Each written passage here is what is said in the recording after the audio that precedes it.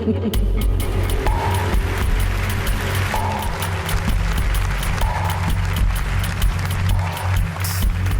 I was a kid, the disaster we worried about most was a nuclear war. If anything kills over 10 million people in the next few decades, it's most likely to be a highly infectious virus rather than a war. Not missiles, but microbes. Now, part of the reason for this is that we have invested a huge amount in nuclear deterrence, but we've actually invested very little in a system to stop an epidemic. We're not ready for the next epidemic. Let's look at Ebola. I'm sure all of you read about it in the newspaper.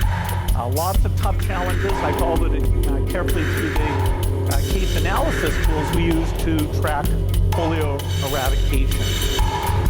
And as you look at what went on, the problem wasn't that there was a system that didn't work well enough. The problem was that we didn't have a system at all.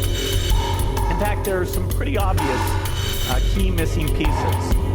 We didn't have a group of epidemiologists ready to go who would have gone, seen what the disease was, see how far it had spread. The case reports came in on paper. It was very delayed before they were put online, and they were extremely inaccurate. We didn't have a medical team ready to go. We didn't have a way of preparing people. Now, Médecins Sans Frontières did a great job orchestrating volunteers, but even so, we were far slower than we should have been getting the thousands of workers into these countries. And a large epidemic would require us to have hundreds of thousands of workers. There was no one there to look at treatment approaches, no one to look at the diagnostics, no one to figure out what tools should be used.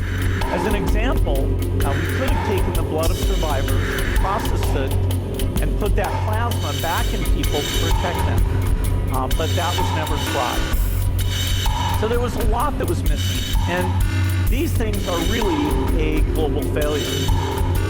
The WHO is funded to monitor epidemics, but not to do these things I talked about. Now in the movies, it's quite different. There's a group of handsome epidemiologists ready to go.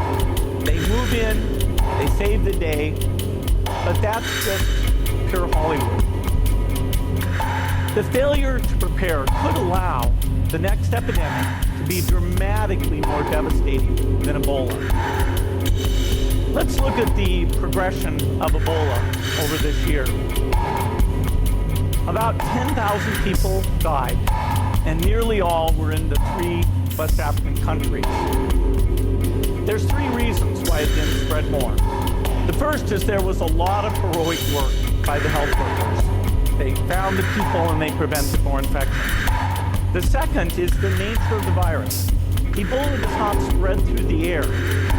And by the time you're contagious, most people are so sick that they're bedridden.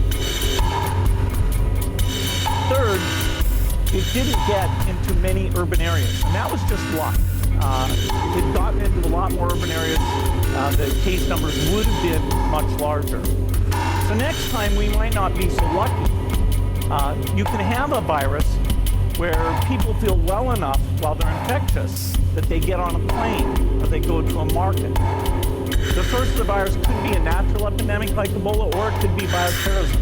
And so there are things that would literally make things 1,000 times worse. In fact, let's look at a model of a virus spread through the air like the Spanish flu back in 1980. So here's what would happen.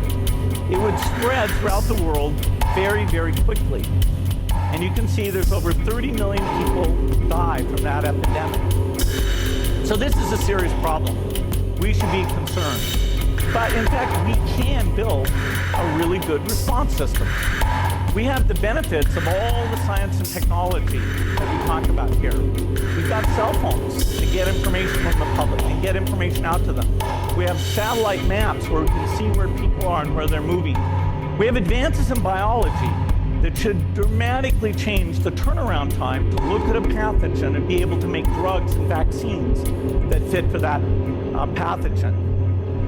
So we can have tools, but those tools need to be put into an overall global health system, and we need preparedness. The best lessons, I think, on how to get prepared are, again, what we do for war. For soldiers, we have full-time waiting to go. We have reserves that can scale us up to large numbers. NATO has a mobile unit that can deploy very rapidly. NATO does a lot of war games to check, are people well trained? Do they understand about fuel and logistics and the same radio frequencies? So they are absolutely ready to go. So those are the kinds of things we need to deal with an epidemic.